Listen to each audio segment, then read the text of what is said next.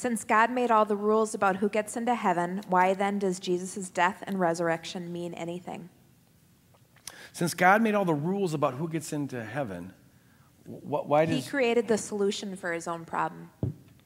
All right, let me see here if I can... I'm not sure I understand. If you ask that question, come up afterwards and ask it to me again. I'm not sure I understand what the question is, but I'll take a stab at it. Far be it from me to not have something to say about something.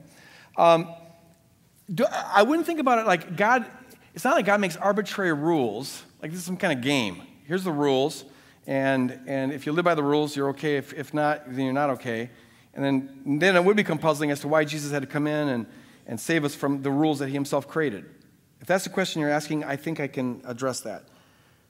The rules aren't arbitrary rules,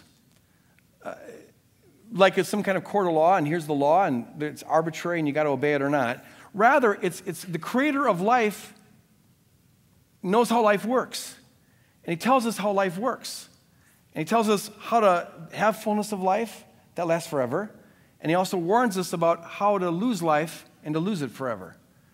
And that's what salvation is all about. God is saying, turn to me, the life giver, and submit to me, because you're submitting to life, you're submitting to joy, you're submitting to peace, you're submitting to love, you're submitting to everything that's good if you do it this way. If you go your own way, you destroy yourself.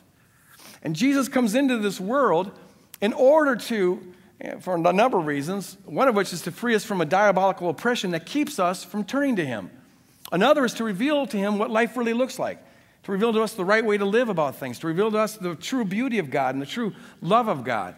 And so it's not a matter of arbitrarily God getting around his own rules.